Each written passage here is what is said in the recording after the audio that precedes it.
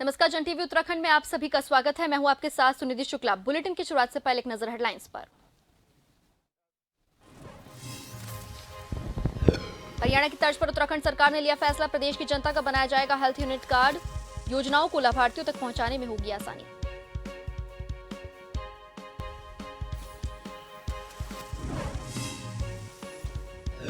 चंपावत प्रभारी रेखा आर्य ने ली भाजपा जिला कार्य समिति की बैठक। आगामी लोकसभा और निकाय चुनावों को लेकर दिए निर्देश, कहा बीजेपी हर चुनौती का सामना करने को तैयार।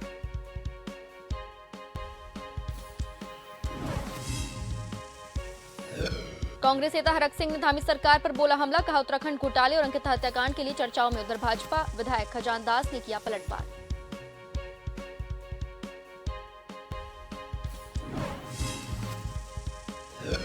जोगीवाला सड़क चौड़ीकरण करने का मामला, स्थानीय लोगों और दुकानदारों में रोष, विरोध में सरकार के खिलाफ सड़कों पर उतरने की दी चेतावनी।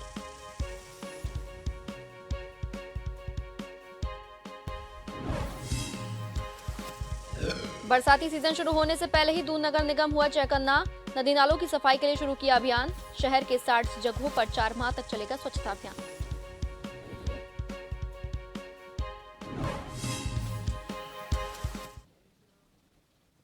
अब खबरें विस्तार से। प्रधानमंत्री नरेंद्र मोदी ने राज्यसभा में गुरुवार को राष्ट्रपति के अभिभाषण पर धन्यवाद प्रस्ताव की चर्चा का जवाब दिया।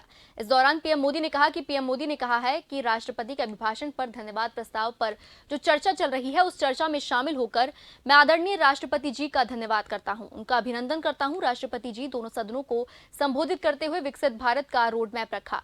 इस दौरान विपक्षी सांसदों ने मोदी अडानी भाई भाई के नारे भी लगाए। विपक्ष की नारेबाजी पर पीएम मोदी ने पलटवार किया। पीएम मोदी ने कहा कि कुछ लोगों का व्यवहार निराशाजनक है। उन्होंने कहा कि कीचड़ उसके पास है, मेरे पास गुलाल, जिसके जो भी पास था उसने दिया उछाल। मोदी ने कहा कि जितना कीचड़ उछालोगे कमल उतना ही खिलेगा। हमारी सफलता में आपके योगदान को भुलाया नहीं जा सकता।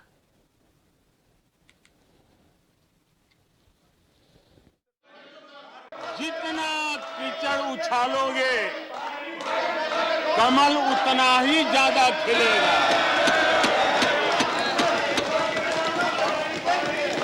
और इसलिए कमल खिलाने में आपका प्रत्यक्ष परोक्ष जो भी योगदान है, इसके लिए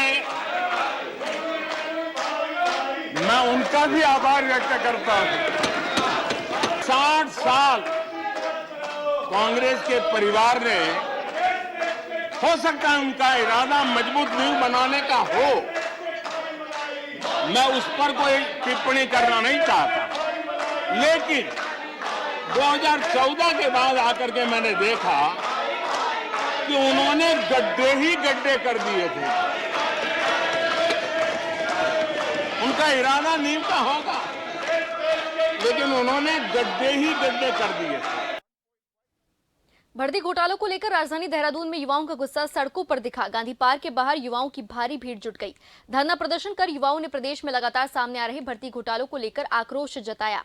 आपको बता दें कि यूके एसएससी की परीक्षाओं में धांधली के बाद यूके पीएससी के भी पेपर लीक होने के बाद युवाओं का भरोसा डगमगा गया है। गांधी पार्क में धरना प्रदर्शन कर रहे युवाओं ने सरकार से भर्ती घोटाले की जांच सीबीआई से करवाने, परीक्षाओं को घोटालों से बचाने के लिए मजबूत और निष्पक्ष निगरानी तंत्र बनाने, यूके एसएससी परीक्षा में ईमानदारी से चयनित युवाओं को तत्काल प्रभाव से नियुक्ति देने और भविष्य में होने वाली प्रतियोगी परीक्षाओं से पूर्व घोटालों में लिप्त युवाओं का नाम सार्वजनिक करने और उन्हें सरकारी नौकरी की आगामी सभी परीक्षाओं से प्रतिबंधित करने की मांग की है।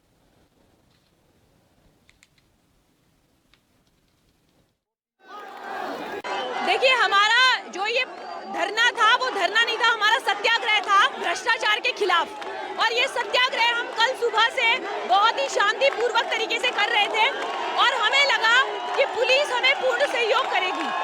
रात को हमारे साथ आदमी भी थे, हम लेडीज भी थी, जेंट्स भी थे। रात को 12 बजे हमारे बिना किसी संज्ञान के अचानक से हमारे जो रक्षक है, पुलिस वाले, उत्तराखंड मित्र पुलिस आती है, हमसे बिना कोई सवाल जवाब किए हमारे साथ हाथापाई करती है। मैं आपको अपना फोन दिखाना चाहती हूँ। ये मेरा फोन जो है ये पूरा टूट चुका है। सरकार से कोई नूर नहीं मांगा था, हमने कोई सरकार से ऐसी संपत्ति नहीं मांगी थी जो सरकार जो दे ना सके। हमने तो सिर्फ एक पारदर्शी सिस्टम मांगा था। हमने कहा था पहले जांच कराओ फिर परीक्षाएं हो। हमने कहा था पहले नकल रोधी कानून आए फिर परीक्षा हो। हमने कहा था पहले नकलचियों की लिस्ट जारी करो फिर परीक्षा कराएं। हमने कहा था पहले 380 प्रश्न क्वेश्चन बैंक बाहर करो फिर परीक्षा कराएं। हमारा अहिंसात्मक तरीके से यहाँ पर सत्याग्रह चल रहा था। इन्होंने रात को बर्बरतापूर्ण पूरे तानाशाही के साथ लाठीचार्ज किया है, ये देख सकते हैं। भाजपा ने आगामी निकाय चुनाव 2023 और लोकसभा चुनाव 2024 के लिए पूरी तरह से कमर कस ली है। भाजपा को बूथ स्तर पर और ज्यादा मजबूत बनाने के मद्देनजर भाजपा प्रदेश अध्यक्ष की अगुवाई में गंगोली हाट विधानसभा से कांग्रेस के करीब 100 कार्यकर्ताओं ने भाजपा का दामन थाम लिया है। भाजपा का बूथ स्तर पर विस्तार करना इस बात का संकेत देता है कि भाजपा कांग्रेस की बूथ स्तर पर कमर तोड़ने के लिए तैयारी कर चुकी है।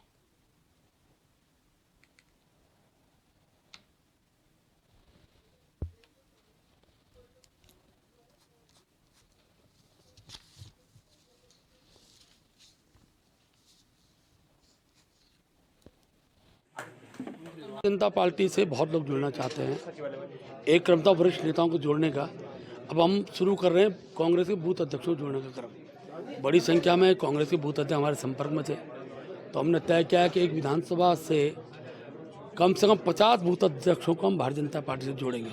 उसी क्रम में आज की सदस्यता लोगों ने ली है। देखिए, हम अपने क्षेत्र में कई टाइम से काम कर रहे हैं, समाज सेवा कार्य कर रहे हैं। कांग्रेस क्या होता है, किसी न किसी राजनीतिक पार्टी का एक सहयोग चाहिए होता है अगर समाज में आप कार्य करते हैं। जो कांग्रेस के साथ हम कार्य कर रहे थे तो उस चीज़ों को हमारे साथ कांग्रेस ऊपर लीडर से हमें कोई सहयोग नहीं मिल रहा था, जिससे हम आज भाजपा में आ रखे हैं कि और हमें और देश के यशस्वी प्रधानमंत्री नरेंद्र मोदी जी के नेतृत्व में पुष्कर धामी जी, हमारे महेंद्र भट्ट जी अच्छा कार्य कर रहे हैं कि हमें इनका सहयोग मिला और अपने क्षेत्र में हम कार्य कर सकें। उत्तराखंड राज्य विज्ञान और प्रौद्योगिकी परिषद यूकोस्ट देहरादून द्वारा सर्वांगीण ग्राम्य विकास एवं आत्मनिर्भर प्रदेश के उद्देश्य से ग्रामीण विज्ञान एवं प्रौद्योगिकी पर केंद्रित प्रथम ग्रामीण विज्ञान कांग्रेस 2023 का आयोजन दिनांक 10 से 12 फरवरी 2023 तक किया जाएगा। हैस्को के सहयोग से एवं विज्ञान की गतिविधियों के प्रचार प्रसार और शोधार्थियों को एक मंच पर लाने के उद्देश्य से 17वीं उत्तराखंड राज्य विज्ञान एवं प्रौद्योगिकी कांग्रेस 2023 का 3 दिवसीय आयोजन विज्ञान धाम में किया जाएगा।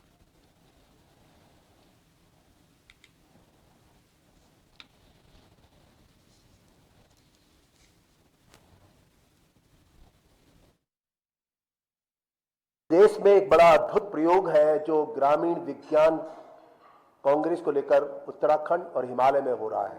और इसका सबसे अद्भुत हिस्सा यह है कि ये गांव और विज्ञानी दोनों की भागीदारी में किया जाने वाला है। ये 3 दिन का महत्वपूर्ण कांग्रेस है और इसमें पूरा देश कहीं नजर भी गड़ाए होगा इस बात को लेके, और शायद इसकी सबसे बड़ी आवश्यकता भी है क्योंकि देश गांव से ज्यादा जानाता है और हिमालय और उत्तराखंड भी। तो इसका अनोखापन इसी बात में है कि ये अपने आप में पहली बार राज्य में भी और देश दुनिया में एक ऐसी कांग्रेस हो रही है जिसमें ग्रामीण और विज्ञानी एक साथ होंगे। ये जो राज्य विज्ञान कांग्रेस है, ये ग्रामीण विज्ञान कांग्रेस का आयोजन किया जा रहा है। 10 तारीख कल से और 12 तारीख तक इसका आयोजन किया जा रहा है। ग्राम्य आधारित है और हमारे पूरे प्रदेश भर से जो हमारे काश्तकार हैं, काश्तकारी से जुड़े हुए लोग हैं, ग्राम से लोग जुड़े हुए हैं, उनके लिए एक विज्ञान को जोड़ने का एक ये अपने आप में बड़ा अभिनव प्रयोग है। वो सब पधार रहे हैं, विज्ञान धाम में इसका आयोजन हो रहा है और 3 दिन का बड़ा महत्वपूर्ण सत्र है। और PSA कार्यालय, प्रधानमंत्री जी के वैज्ञानिक सलाहकार का, वो इसको लगातार देख रहे हैं। राजधानी देहरादून में युवाओं का विरोध प्रदर्शन जारी है। इसी बीच घंटाघर पर विरोध कर रहे युवाओं पर पुलिस ने लाठीचार्ज किया। वे सभी घंटाघर में वाहनों को रोकने की कोशिश कर रहे थे। वहीं लाठीचार्ज से राजधानी में तनाव की स्थिति बनी हुई है।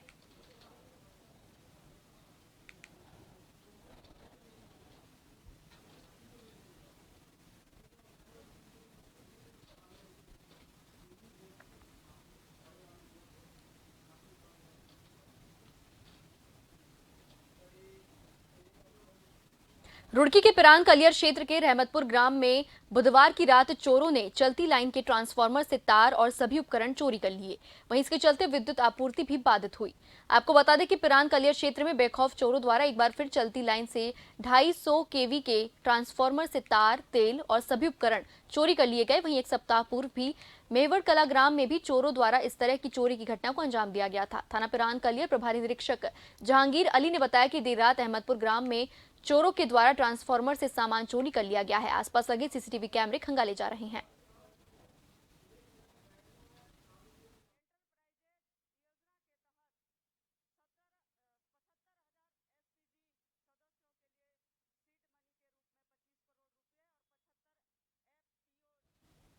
उत्तराखंड प्रदेश के मुख्यमंत्री पुष्कर सिंह धामी आम आदमी की तरह की कई बार सड़क पर ही स्ट्रीट फूड का आनंद लेते हुए नजर आते हैं। ऐसा ही एक नजारा देखने को मिला जब मुख्यमंत्री पुष्कर सिंह धामी ने रुद्रपुर रोड स्थित अग्रवाल मार्ट के सामने चिरंजीवी लाल मूंगफली वाले के ठेले पर पहुंचकर मूंगफली ली और उसके बाद मूंगफली का स्वाद चखा। सीएम धामी ने अनमोल गजक वालों से गजक भी ली।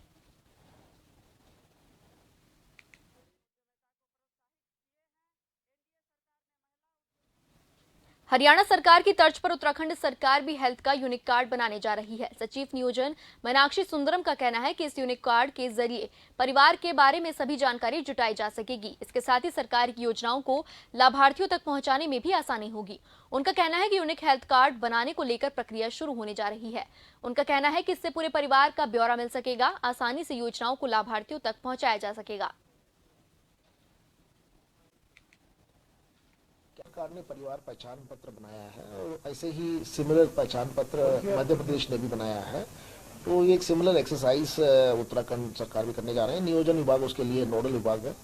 तो इसमें एनआईसी को हमने अभी ओपन किया है और एक दो दिन में मुख्य सचिव महोदय की अध्यक्षता में समीक्षा बैठक भी होगी और उसमें हम हरियाणा मध्य प्रदेश ने जो किया है उससे भी थोड़ा सा आगे हम लोग जाना चाहते हैं।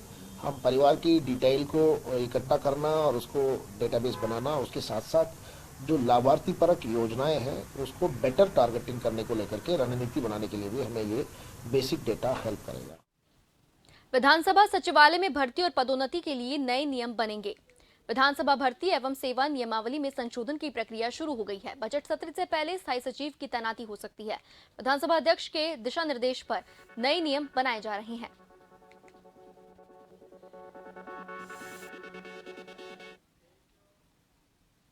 चंपावत जिले की प्रभारी मंत्री और उत्तराखंड सरकार में कैबिनेट मंत्री रेखा आर्य ने भाजपा जिला कार्य समिति की बैठक ली। बैठक से पूर्व मंत्री रेखा आर्य का जिलाध्यक्ष और कार्यकर्ताओं ने भव्य स्वागत किया, जिसके बाद दीप प्रज्वलन और वंदे मातरम के साथ बैठक की गई। बैठक में मंत्री रेखा आर्य ने कार्यकर्ताओं को आगामी चुनावों को लेकर जरूरी दिशा निर्देश दिए। इस अवसर पर प्रभारी मंत्री ने कार्यकर्ताओं को आगामी चुनावी रणनीति को धार देने के साथ ही ठोस कार्य योजना को अंतिम रूप दिया।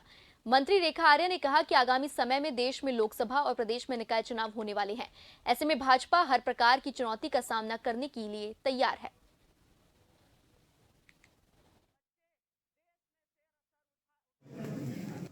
ऊपर से ली गई ऊर्जा को नीचे तक पहुंचाने का क्रम जो है यह बनता है।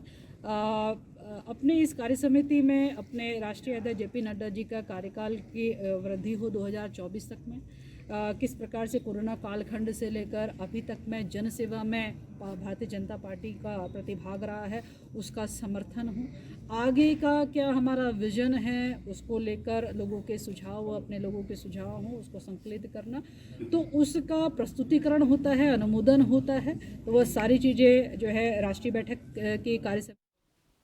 प्रदेश के सहकारिता मंत्री धन सिंह रावत ने सहकारिता विभाग की समीक्षा बैठक की। मंत्री धन सिंह रावत ने मीडिया में बातचीत में बताया कि बैठक में प्रमुख रूप से 4 निर्णय लिए गए हैं। जितने भी प्राधिकरण हैं उनके ढांचे, जिसने भी कॉर्पोरेटिव बैंक से 1 करोड़ तक का कर्ज लिया है और पेंडेमिक की वजह से भुगतान नहीं कर पाए, इनके लिए 1 टाइम सेटलमेंट किया जा रहा है। आपको बता दें कि सहकारिता विभाग की इस बैठक में सहकारिता सचिव BBRC पुरुषोत्तम और रजिस्ट्रार समेत कई विभागीय अधिकारी भी मौजूद रहे।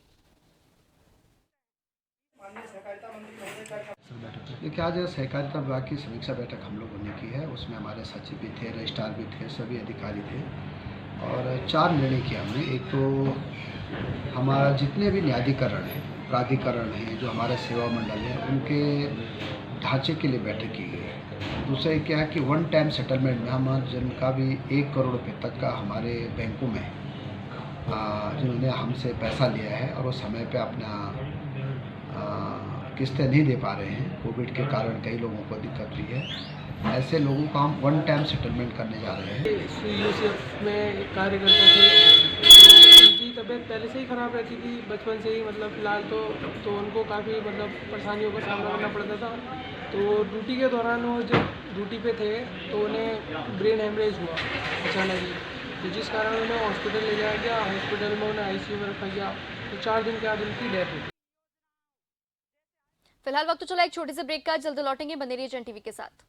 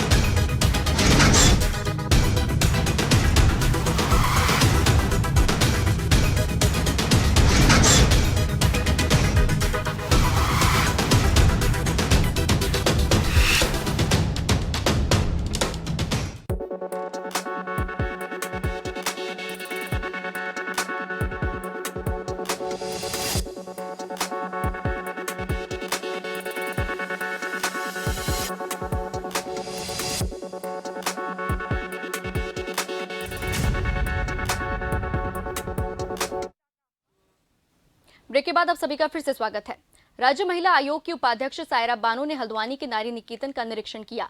इस दौरान नारी निकेतन में रह रही महिलाओं के खाने पीने और रखरखाव की व्यवस्थाओं का जायजा भी लिया गया। मीडिया से बात करते हुए सायरा बानो ने बताया कि नारी निकेतन की व्यवस्थाओं को देखकर वह संतुष्ट है, क्योंकि यहाँ सभी व्यवस्थाओं को ठीक तरीके से किया गया है। इसके अलावा यहाँ पर रही महिलाओं को स्वावलंबी और आत्मनिर्भर बनाने के लिए प्रशिक्षण भी दिया जा रहा है, जिनमें सिलाई, कढ़ाई और हथकरघा प्रशिक्षण से इनको प्रशिक्षित कर आत्मनिर्भर बनाने का कार्य किया जा रहा है। वह समय समय पर इसलिए निरीक्षण करती है कि सरकार की योजनाओं का लाभ धरातल पर पहुंच रहा है या नहीं। आज हल्द्वानी नारी निकेतन का निरीक्षण किया गया और यहाँ पर जो भी निरीक्षण के दौरान सारी चीज़ें सामान्य दिखाई दी और इनके जो भोजन है, दिया जाने वाला भोजन भी सामान्य था और जो रहने की जो कक्ष था और जो सब कुछ मतलब साफ़ सफाई भी सामान्य दिखाई दी और साफ़ सफाई भी थी और रहने का जो रूम था वो भी साफ़ था। हल्द्वानी में भाजपा जिला कार्य समिति ने पूर्व बजट पर चर्चा कार्यक्रम का आयोजन किया गया, जिसमें भाजपा प्रदेश महामंत्री खिलेंद्र चौधरी ने कार्यकर्ताओं को संबोधित किया। इस दौरान उन्होंने कहा कि बजट में केंद्र सरकार ने ऐतिहासिक विकास कार्यों की दूरगामी सोच का खाका खींचा है। प्रदेश महामंत्री खिलेंद्र चौधरी ने कहा कि न सिर्फ रक्षा क्षेत्र में ऐतिहासिक बजट बढ़ाया गया है, बल्कि किसानों के लिए ऐतिहासिक प्रावधान इस बजट में किए गए हैं। उत्तराखंड में जहां रेलवे के विस्तार के लिए बजट दिया गया है, तो वहीं अंत्योदय से जुड़े आम गरीब लोगों के लिए बजट में विशेष प्रावधान किया गया है। खिलेंद्र चौधरी ने कहा कि केंद्र सरकार का यह बजट मोदी सरकार की विजन 2050 को दर्शाता है। देखिए, सबका साथ सबका विकास और गरीबी उन्मूलन के लिए मोदी सरकार के किए गए प्रयास, ये सब जग जाहिर है। और इस बजट की चर्चा जो 2023-24 का बजट आया है, देश में ही नहीं पूरे दुनिया में है कि पूरे देश के अंदर जिस तरीके का बजट भारतीय जनता पार्टी की सरकार ने प्रस्तुत किया है, इससे ये 2023 और 24 का ही रोड मैप नहीं बनता, 2050 तक का रोड मैप इसमें दिखाई देता है। कांग्रेस के वरिष्ठ नेता हरक सिंह रावत ने मुख्यमंत्री पुष्कर सिंह धामी पर निशाना साधते हुए कहा कि धामी किस बात के धाकड़ है। उत्तराखंड अपने धार्मिक पर्यटन स्थलों के लिए प्रसिद्ध है, लेकिन आज देश भर में उत्तराखंड घोटालों और अंकिता हत्याकांड के चलते चर्चाओं में है। ऐसे में भाजपा जिस धाकड़ धामी की बात करती है, वह धाकड़ धामी कहीं दिखाई ही नहीं दे रहा। वहीं भाजपा विधायक खजान दास ने हरक सिंह के बयान का पलटवार किया। उन्होंने कहा कि मुख्यमंत्री पुष्कर सिंह धामी धाकड़ धामी के रूप में अपनी पहचान बना चुके हैं और उनके द्वारा लिए गए निर्णय उनके धाकड़ होने का प्रमाण देते हैं। मैं कोई धाकड़ धामी इस बात पे धाकड़ धामी है कि संघ लोक सेवक में भर्तियों में घोटाला हो रहा है। क्या इस बात को लेकर धाकड़ धामी है कि अंकिता की हत्या हो रही है? किस बात का धाकड़ धामी भाई? आप कोई धाकड़ ना हो, कोई शांत प्रिय हो, कोई बहुत ज़्यादा और लेकिन प्रदेश देवभूमि है, देवभूमि को देवभूमि रहने दो ना। ये गंगा यमुना की भूमि है, ये हेमकुंड की भूमि है, ये कलेर की भूमि है। इस भूमि को जो है आप देवभूमि को देखो 3 धर्मों के दृष्टिकोण से। मुझे बड़े अफसोस के साथ कहना पड़ा है कि एक वरिष्ठ मंत्री जो भारतीय जनता पार्टी में भी लंबे अरसे तक मंत्री रहे हैं और कांग्रेस पार्टी में भी विभिन्न दलों में रहे हैं, श्रीमान हरक सिंह जी एक बहुत ही उनका मैं व्यक्तिगत रूप से सम्मान करता हूँ, किंतु धाकड़ धामी है, धाकड़ धामी रहेंगे और धाकड़ काम करने वाले हैं। माननीय धामी जी ने जो डिसीजन लिए हैं, जब वो कैबिनेट में थे, धामी जी के कैबिनेट में थे, तब भी उन्होंने बोल्ड डिसीजन लिए हैं उत्तराखंड के हित के। जोशीमठ के बद्रीनाथ नेशनल हाईवे पर 2 नामी होटल माउंट व्यू और होटल मालारी इन जैसे होटल हुआ करते थे, जिन होटलों में आए दिन दरार आने का सिलसिला जारी था, जिस कारण वह दोनों होटल कभी भी स्वयं पल भर में जमींदोज हो सकते थे और कोई बड़ा हादसा इस जगह पर हो सकता था। आपको बता दें कि जहां पर यह दोनों बहुमंजिला होटल मौजूद थे, ठीक इन दोनों होटलों के पीछे से कई परिवारों के आशियाने भी मौजूद थे, जिन आशियानों को इन दोनों होटलों के कारण काफी खतरा बना हुआ था और लगातार पीड़ित परिवार इन दोनों होटलों को तोड़ने की मांग कर रहे थे, जिसके बाद शासन और प्रशासन के द्वारा इन दोनों होटलों को तोड़ने का निर्णय लिया गया और शुरू हो गई इन दोनों होटलों पर कार्रवाई। वहीं अब तक 3 मंजिल को प्रशासन के द्वारा जमींदोज किया गया है और अभी भी 2 मंजिला इमारत बाकी है, जिन्हें तोड़ने में बताया जा रहा है कि करीबन 1 हफ्ते का समय और लग सकता है। फर्जी BA-MS डिग्री मामले में पुलिस द्वारा लगातार भंडाफोड़ किया जा रहा है। थाना नेहरू कॉलोनी पुलिस टीम द्वारा इस मामले में अब तक 14 गिरफ्तारी की जा चुकी है। SSP दिलीप सिंह कुंवर ने प्रेस वार्ता कर जानकारी देते हुए बताया कि BA-MS फर्जी डिग्री मामले में अशफाक को गिरफ्तार किया गया, जो कि जिला सहारनपुर निवासी है। इसके अलावा ज्योति को गिरफ्तार किया गया, जो जिला हरिद्वार की रहने वाली है। पुलिस पूछताछ में ज्योति ने बताया कि वह छटमुलपुर एक कॉलेज में रिसेप्शनिस्ट का कार्य करती थी। वहीं उसकी मुलाकात इमलाक से हुई, जिसके बाद इमलाक ने 50,000 रुपए में पहले उसकी 12वीं की बायोलॉजी की फर्जी मार्कशीट बनवाई, बाद में फर्जी BA-MS की फर्जी डिग्री उपलब्ध करवाई। वहीं अशफाक द्वारा बताया गया कि उसके एक मित्र द्वारा वो इमलाक के संपर्क में आया। ज्योति जो है भगवानपुर हरिद्वार की रहने वाली है। इसने इमलाक के माध्यम से एक तो 12वीं का जो है बायोलॉजी सब्जेक्ट के साथ सर्टिफिकेट फर्जी बनाया और उसके आधार पर फिर जो है इसने BA-MS का डिग्री जैसे अन्य लोगों को उपलब्ध कराया, इसको भी उपलब्ध कराया गया। दूसरा एक इशफाक है, अशफाक, ये आपका सहारनपुर करने वाला है। इसको भी इमलाक के माध्यम से, जैसे अन्य लोगों को एक फर्जी जो सर्टिफिकेट दिया गया BMS का वो है। पिछले 2006 से लेकर जोगीवाला सड़क के चौड़ीकरण के मामले को लेकर स्थानीय लोग, दुकानदार और किराएदार सरकार से विस्थापित करने की मांग कर रहे हैं, लेकिन समय समय की सरकार ने इनकी मांगों पर ध्यान नहीं दिया, जिसे लेकर यह लोग विरोध करने पर मजबूर है। वहीं स्थानीय दुकानदार रमेश कुमार की माने तो PWD उन्हें नोटिस भी जारी कर चुका है, जिससे कि उन लोगों पर अब रोजी रोटी का संकट भी खड़ा हो गया है। आपको बता दें कि हाल ही में PWD द्वारा जोगीवाला में तोड़फोड़ भी किया गया, जिसका दुकानदारों ने विरोध जताना शुरू कर दिया। इसके साथ ही उन्होंने कहा कि सरकार ने जल्द ही उन्हें कहीं और विस्थापित नहीं किया तो वह सरकार के खिलाफ सड़कों पर उतरेंगे। कोटद्वार नगर निगम ने पुलिस के साथ संयुक्त टीम बनाकर शहर में अतिक्रमण हटाओ अभियान चलाया। हालांकि इस दौरान कई तरह के भेदभाव निगम के कर्मचारियों द्वारा देखने को मिले, जहां कुछ अतिक्रमणकारियों के चालान किए गए तो कुछ को ही ऐसे छोड़ दिया गया, जिससे निगम की टीम पर सवाल उठने लगे हैं। बरसाती सीजन शुरू होने से पहले ही देहरादून का नगर निगम चौकन्ना दिख रहा है, जिससे लेकर नगर निगम ने अभी से बिंदाल और रिस्पना नदी की सफाई के लिए अभियान शुरू कर दिया है, जिसका देहरादून के मेयर सुनील उनियाल गामा ने शुभारंभ भी कर दिया। नगर निगम 4 माह तक नदी नालियों में स्वच्छता अभियान चलाया जाएगा, जो कि शहर भर के 60 जगहों पर चलेगा। वहीं देहरादून के मेयर सुनील उनियाल गामा ने कहा कि हर साल की तरह इस बार भी बरसाती सीजन शुरू होने से पहले ही बिंदाल और रिस्पना नदी में स्वच्छता अभियान चलाया जा रहा है। इसके साथ ही उन्होंने शहरवासियों से भी आग्रह किया कि लोग रिस्पना और बिंद्राल जैसी नदियों में गंदगी न करें, क्योंकि बिंद्राल और रिस्पना का पानी मां गंगा में मिलता है, जिससे कि गंगा दूषित होती है। हालांकि नगर निगम ने दावा किया है कि बरसाती सीजन से पहले ही स्वच्छता अभियान का लक्ष्य को पूरा कर लिया जाएगा।